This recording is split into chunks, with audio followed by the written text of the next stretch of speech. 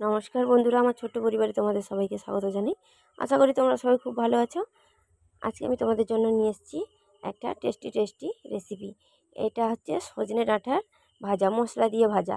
আর আমি জানি এটা সবারই প্রিয়, সবার। আর এই দেখো, প্রথমে আমি ডাঁটাটা কেটে নিয়েছি।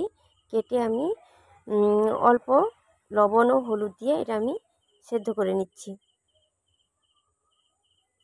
আর আমার মতো কার কার এই সজনে ডাঁটার ভাজা খেতে ভালো লাগে প্লিজ আমাকে কমেন্ট করে জানিও। তবে এটা মশলা দিয়েই ভাজা হচ্ছে। আর এই দেখো, সেদ্ধ বসিয়েছি। আর এদিকে আমি শিলনোড়া দিয়ে সর্ষে বেটে নিয়েছি। আর এটাতে পেঁয়াজ বাটা দিলেও খুবই টেস্টি হয়। যেহেতু একটু নিরামিষ ছিল সেই জন্য আমি পেঁয়াজ বাটা ব্যবহার করিনি। তো পেঁয়াজ বাটা দিলে আর খুবই টেস্টি লাগে। আর এদিকে সজনে ডাঁটাগুলো সেদ্ধ হয়ে গেছে, এটা আমি এবার নামিয়ে নেব। আর একটু ঝুড়ির মধ্যে এটা আমি ছেঁকে নিচ্ছি, জলটা ঝরিয়ে নিলাম। আর আমার ভিডিও যদি তোমাদের ভালো লাগে অবশ্যই লাইক কমেন্ট করে পাশে থাকো সবাই। প্লিজ আমাকে একটু সাপোর্ট করো সবাই। দেখো, ঝুড়ির মধ্যে এটা আমি ছেঁকে নিয়েছি। এরপর কড়াইটা আবারও ধুয়ে তার মধ্যে আমি সাদা তেল দিয়েছি।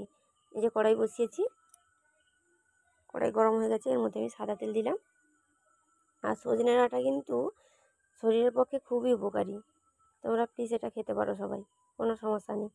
এই যে সজনে ডাঁটাটা আমি তেল দিয়ে তার মধ্যে সজনে ডাঁটা দিয়েছি। এখন আমি কোনো আর লবণ দিচ্ছি না, যেহেতু আমি সেদ্ধ করার সময় লবণ দিয়েছি সেই জন্য আর লবণ দিচ্ছি না। এমনি তেলে হালকা করে ভেজে নিচ্ছি। এরপরে সর্ষে বাটার সঙ্গে আমি লঙ্কার গুঁড়ো দিলাম, দিয়ে সামান্য একটু জল দিয়ে এটা ভালোভাবে আমি মিশিয়ে নেব। আর এদিকে ডাঁটাগুলোও ভাজা হয়ে যাচ্ছে।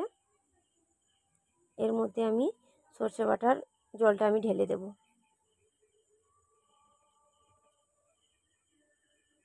তো আজকের রেসিপিটা কেমন লাগলো তোমাদের প্লিজ একটু কমেন্ট করে আমাকে জানাতে পারো সবাই, ভালো লাগবে। আর তোমরাও কে কীভাবে রান্না করো সেটাও আমার সঙ্গে শেয়ার করতে পারো। এই দেখো, এদিকে ডাঁটা ভাজাটা হয়ে গেছে। আর কিন্তু কিন্তু খুবই টেস্টি, খুব।